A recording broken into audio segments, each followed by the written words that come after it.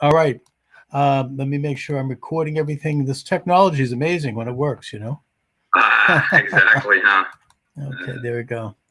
Yeah, I go live every day at 12 noon. And, Okay. you know, doing it consistently has really helped me build a program. It's pretty cool. All right. Yeah. Let me just stop that and go live.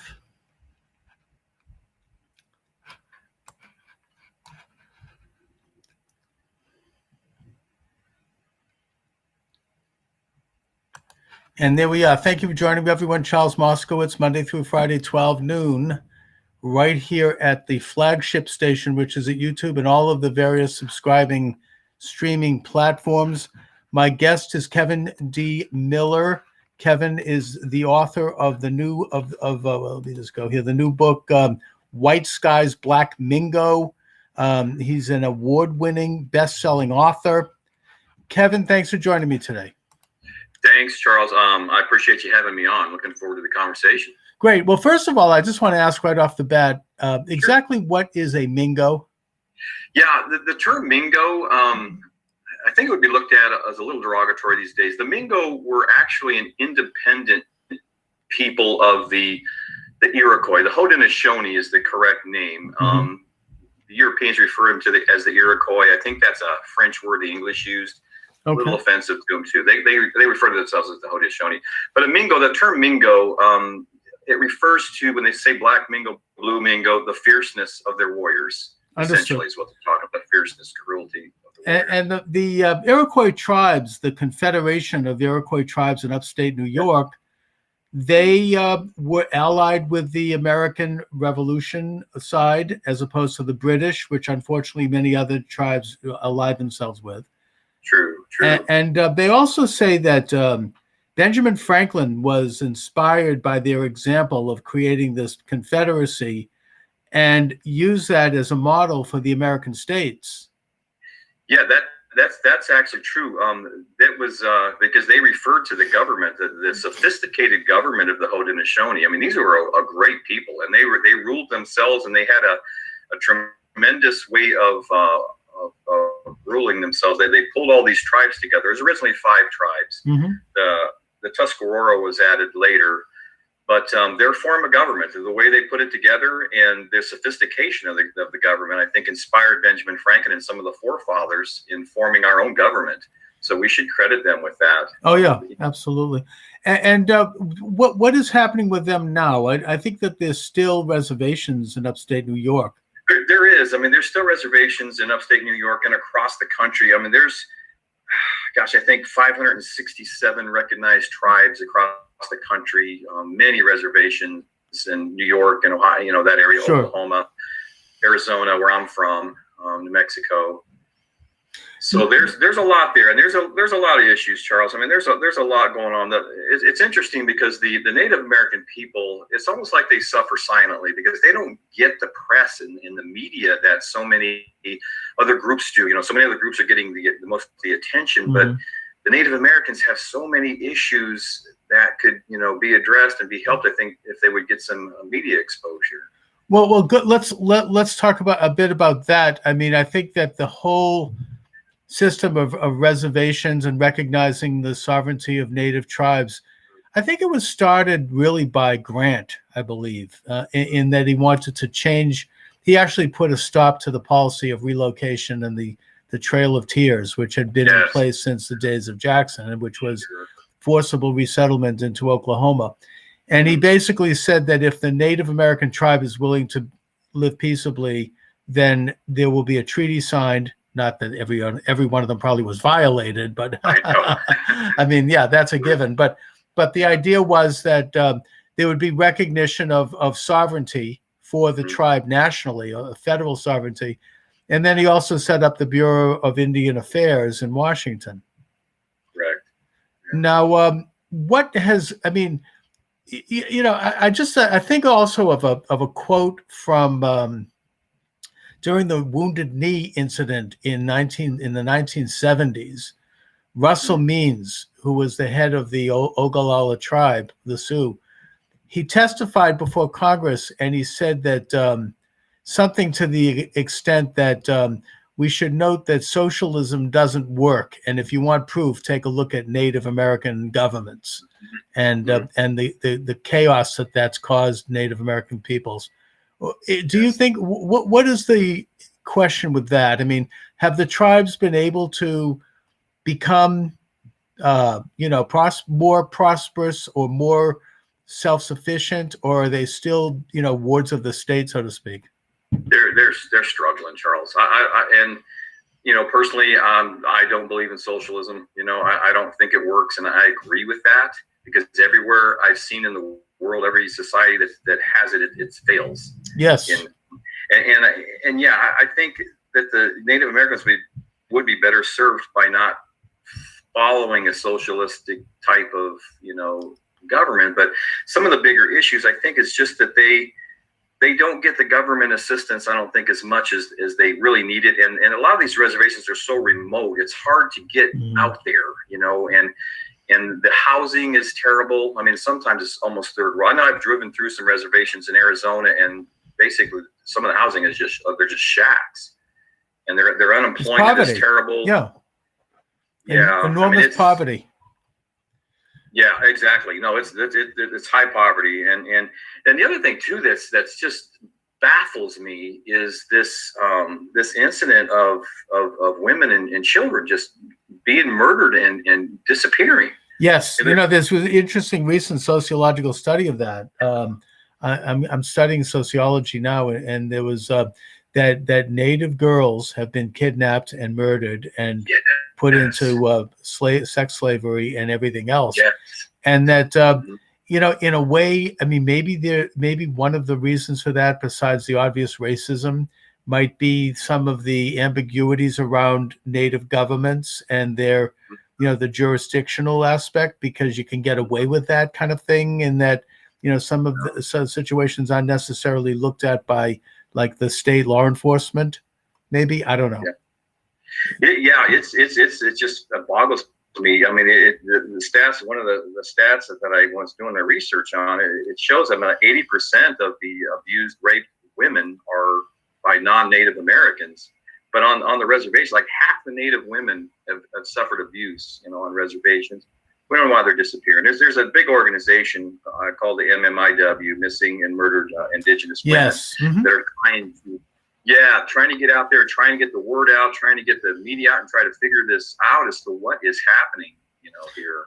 Right. And one of their jobs is outreach to the media to try to bring attention to this, real human rights catastrophe. I mean, by any measure. Sure. What you're very pleased with the appointment by President Biden of Deb Haaland as Secretary of the Interior, the first Indigenous. Well, actually, not the first. I think the first was Vice President Curtis under Hoover was a Native American. Oh, okay. So I mean, maybe. I think that Haaland's the first Interior Secretary. Right. Now, obviously, I mean, I applaud the Biden administration for doing this, because the Interior Secretary is over the Indian affairs and over land management. It makes sense to me. I mean, I don't agree with her politics. Her politics and my politics are probably on the opposite end, but I really think that's I was really pleased to hear a Native American be put in that position, because it just makes sense to me for Native American to be over Indian affairs. It makes total sense. So. Right. So, and Bureau of Indian Affairs has a history of corruption. So you need somebody to go in and sort of clean up the place. I mean, to do something and it's kind of poetic as a Native American woman, in all Native cultures, women own the land. They owned the land. That's what they did. It was very, like even the Haudenosaunee were a very matriarchal society where men and women are equal. That was foreign to them, that men rule the roost, because really the women kind of ruled the roost. They would elect the chiefs. The chiefs would be there, but if they didn't like what the chief was doing, they could impeach him, and they had a lot of power. Wow. But they owned the land, so it's kind of poetic to me that a Native woman would be in charge of land management and Indian affairs. That does have a certain poetry to it, doesn't it? That's amazing. Sure. And who better than to take a look at the welfare of American lands? I mean, Yes. that makes a lot of sense. You said, there's, I mean, this is kind of maybe a tangential controversy, but there has been a major drive in the recent decade to remove Native American images and symbols from American life. Like, for example, the Cleveland Indians and the Washington Redskins. And I mean, I think that maybe that's driven by a negative attitude toward the Native American as the warrior, which I think is a great image, actually. Yeah, I agree with you, Charles. I don't really fully understand. I think today's society gets too caught up in minor things. It's like, we don't need to focus on that. Let's focus on the big issue. Let's focus on the poverty. Let's focus on these women missing. And it was a Native American that designed the Washington Redskins logo. And also it's erasing Native Americans from our culture. Exactly. Because I think it's an honorable thing myself, but I don't understand the what is the attitude amongst the Native Americans about that? I get the feeling that that's more of like a liberal white thing. I think it is too. I agree with you. I think it's more liberal whites that are offended, because there's so much out there to get easily offended by. I think natives are mixed. I think some natives, have a little problem with it. Some natives could care less, and some others, it's kind of an honor. I mean, I'm half Irish, I'm not offended by the logo of Notre Dame, the Fighting Irish. Fighting Irish. Offend me. That's kind of cool. Yeah, I would think. So, I think, and as I say, I think it has more to do with an anti-militancy, which I think is being removed. And it was an honoring of the Native American warrior, which I think is, as I say, a great and tremendous image. I do too. So we talked. I think that we've talked about the native governments in the reservation, some of which are great and others of which are corrupt. But, I think that when you have a corrupted government, obviously you're going to have a squandering of resources, of opportunities, because it goes into people's pockets. That's what corruption does. So when you have that kind of thing going on in a state politics or federal politics, we have kind of a system of balances in that we have like a district attorney, and you've got a sheriff, and you have a Department of Justice. But I think with the Native American tribes, what can they do to combat corruption, which happens in any society, when that becomes predominant in a Native government?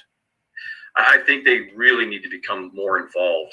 I don't think enough Native Americans are involved in this. I mean, there's a lot that really are, but I think more. And, the polling's kind of lacking on it because, again, the reservations are so isolated, and a lot of times they have to drive for miles to vote. Right. There's no greater right in our society than the right to vote.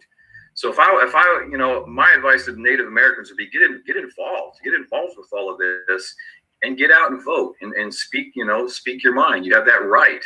And to get involved in the politics of the state and of their reservation, right? Exactly, of the state and the reservation, and try to root out the corruption where it is, and remove those people, that are corrupt.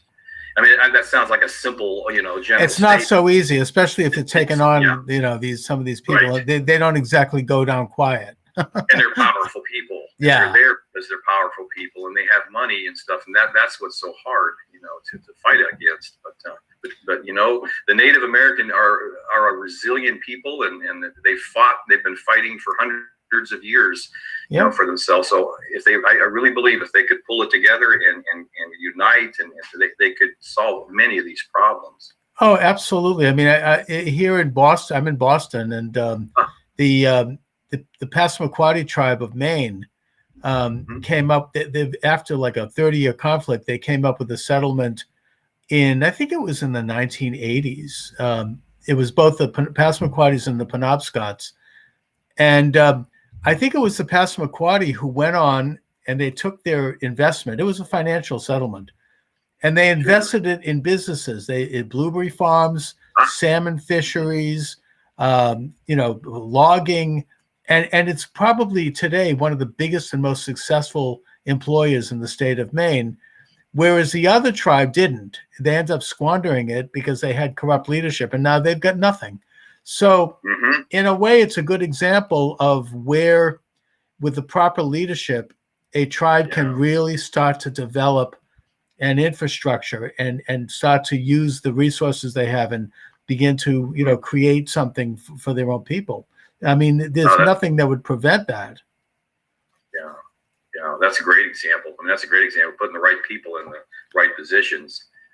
So, and also there's the issue, of course, of casinos, which has been a boom, I would think, I would hope. I mean, if you go to Foxwoods, I mean, here in Connecticut, they've got more financial resources than most countries in the world. I mean, it's an incredible thing to see that. Yeah, the casinos have been really good for the native communities. They're everywhere. I mean, everywhere you go, you can find a native casino. So yeah, I think it's been a good shot in the arm, for their finances and their industry. And even so, it still doesn't seem to be enough, because they still seem to be suffering quite a bit. And probably, like say, Charles, the corruption and and just the mismanagement of funds. And I think that the opportunity is there. It's just a matter of getting a couple of people together who can really start to harness it, because you've got enormous talents.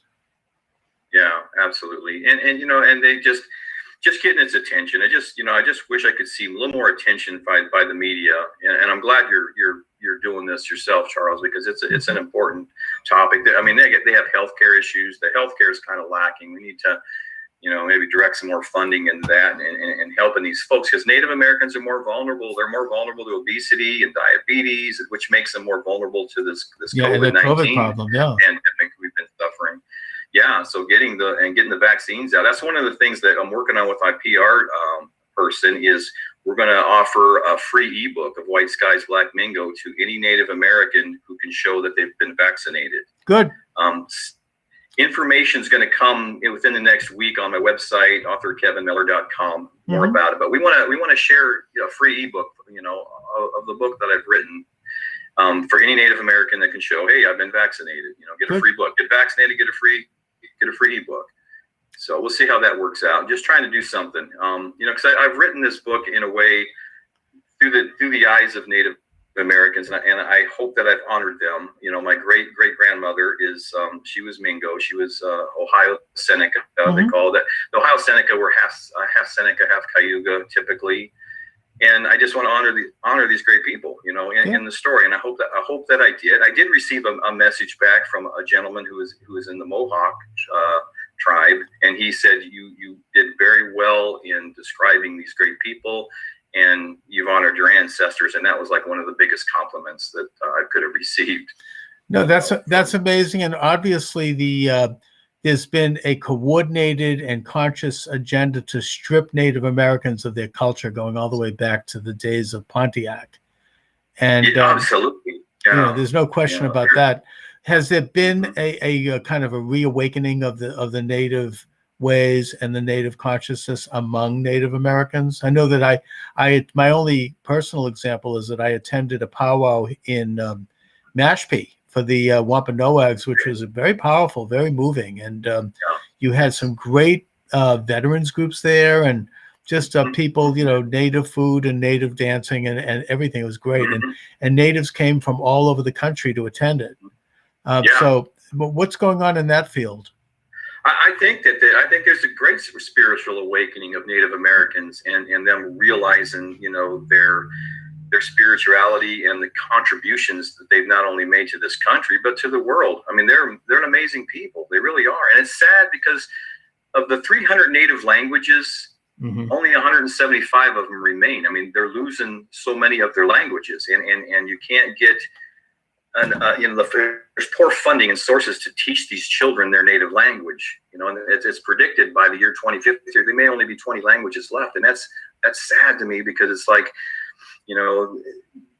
more need to embrace their culture and not, and not be shamed, because I mean it's we've spent so many years portraying the Native American in Hollywood and as the bad guy, as the and really these people were just defending their land, from the European invaders. When you look at history, I mean, so they've been portrayed in a bad light, and I think it's time, for these people to shine and to embrace their spiritualism and share it with the world. I have a high amount of respect for all Native cultures, and as I've done this book and the research on the book, it blew me away. How sophisticated their cultures are, and like I said, in the Haudenosaunee, the women were in charge of the land. A man married into a woman's family, not the other way around, and joined, her longhouse, because Haudenosaunee means people of the longhouse. They lived in longhouses, and the children were part of the mother's clan, and the clan mothers are very powerful there. The men were the warriors. The man was the chief, and like I said, if the chief wasn't doing his job, women just boot him right out, and get a new chief. So they had a lot of power. In a way, it sounds like maybe my own culture of Judaism. Traditionally, gotcha. The woman ran the show, even though there was the major separation between men and women. And the men would sit and study all day, but the women were the ones who ran the place and did the work. And they kind of maybe that's hats off to women. That might be more of a reflection of traditional cultures. I don't know, maybe in some cases. Yes. Now, there was recently a great movie or a documentary that came out about Native American influence on rock. I don't know if you saw this, and it talked about Link Ray. It's fantastic. It talked Link Ray, and his. If you listen to his guitar sound, you can see that he derives it completely from his Native American background, cool. And that it completely influenced the sound of music in ways when you hear it, it totally, and also that Jimi Hendrix was Native, and it gets into some other rock stars who had pretty good Native ancestry, and their influence. It's very inspiring. Excellent piece, and also Floyd Westman was a great musician, folk musician, and who I think he recently passed away, but. I mean, there is definitely a reemergence. One of the things that I took from that documentary also is that Buffy Sainte-Marie, who was a major Native American folk singer in the 60s, she said that she had been like basically what we now would call shadow banned, by the big tech, in that, the FBI had her like surveillances and they didn't want her to become too visible because they thought that she might cause trouble. She might be too much of a Native American leader. So she was would find that there were subtle things that had happened to keep her from becoming more successful. So it's just an interesting story there. But your own story, Kevin, is very interesting. How you got into touch with your own roots, and talk a little bit about that. About White Skies, or how I originally got and about into yourself, how you, because your website talks about this. How you? Sure. Originally, I got into writing. I just started writing a few years ago. I didn't ever plan on being a writer. I've been a technical writer before, but nothing like being an author. And I learned that my name really isn't Miller, and I learned my name is actually Puhalski. My grandfather had changed it in 1920, and we found some newspaper articles that kind of detailed a murder mystery, and it it just kind of threw us in a tailspin to learn that our name wasn't, because my grandfather took that to his grave and my dad didn't even know this. So we started doing some investigating to figure out why, and it was a big scandal, in 1920s in Ohio. It was a township of Ohio, in Southington, Ohio, near Warren. So that book, my dad asked me to write the story. He had all the papers. He wanted to write it. He goes, I don't know how to write this. And I said, well, Dad, I don't want to write a documentary. I want to write this as a novel. I want to write it through the eyes of my grandfather, who I loved and knew very well, but apparently not well as we thought we did. Mm-hmm. And because he took this to the grave with his siblings, and that's where my writing started. So I researched and followed this story along, and wrote the book Heart of Steel, based on a true story. It's been optioned in Hollywood to become a movie, so we're working on pitching that to become a movie, and then that led to my next novel, White Skies, Black Mingo, which is inspired by, it's a historical fiction, but it's inspired by the love of my great great grandparents. She was Ohio Seneca. He was Irish, and it was during the Civil War. The setting is in the Civil War, and it starts out with my great-great-grandmother, Margaret Davis, her native name, Kateri, and they're traveling. They're fleeing an epidemic, kind of relates to today, with her mother and her shaman grandmother. And just a lot of things happen to her along the way, and she finds herself alone. And it's a story of courage. It's a story of courage and just showing the spirit of the Native American and how, and surviving. And it goes through, plantation and the slaves and what the Native African Americans went through. And it's a really compelling story, and without trying to give too much of it away, it's won several awards. It's won a Mom's Choice Gold. It was in the New England Book Festival and won an honorable mention for Best General Fiction. It's won a Reader's Favorite 5-star award. So it's out there and it's doing really well. A good friend of mine, Dreama Denver, who is the wife of the late TV icon Bob Denver, Gilligan, as we know. She says it's her favorite book of 2020, and she said, I was blown. She goes, if I didn't know that this book was written by a man, I would swear it was written by a woman. She goes, I have so much respect for you that you nailed it, through the eyes of a woman and through the eyes of a Native American. So that was a huge compliment for me. Oh, that's huge. That's what they say about Martin, the author of Game of Thrones. Oh, yeah. Yeah. So no, that's a great skill as an author. That's incredible. Yeah. So that's very humbling, and it helps validate, because authors, I think we're kind of insecure in that it's throwing yourself out there, and it's nice to get those kind of that kind of feedback. Well, it's great to see you becoming a prominent leader of Native Americans in this country. It's a good example, and I hope to see Native Americans really become more visible in our culture, and because it's such an integral part of being American. And yes, so I really congratulate you on your book, and you're welcome, and let my listeners and viewers know where they can look at your website and get your book. Oh yeah. The best way to go is just visit my website. It's authorkevinmiller.com. And I've got links to White Skies, Black Mingo and Heart of Steel and information on there. It's also available on Amazon. You can just type in White Skies, Black Mingo or Kevin D. Miller, author Kevin D. Miller on Amazon. You'll find it. The book is published by Headline Books in West Virginia. You can also go to their website, headlinebooks.com, and buy it directly from them as well. If you live in the East, it might come faster to you by doing that than Amazon. I don't know, but I'm not sure where Amazon's located, where the books come out of, but everywhere, right? No, yeah, that's amazing. So yeah, so my website and Amazon, you can find it there, and I've got social media links on my website, and I love hearing from people. I love hearing from my readers. I love conversation and answering questions that they might have on the books when they read them. Excellent. All right, Kevin Miller. Listen, I want to thank you for joining me today. Yes, sir. I appreciate it, Charles. I'm very thrilled and very flattered that you had me on your show, and it was a great conversation. I really enjoyed it. Thank you. Thank you for, Let's do it again. Let's stay in touch. Oh, absolutely. I'd love to come back on. Good. Thanks, Charles. All right. I'll talk to you soon. Thank you. Okay. Thank you.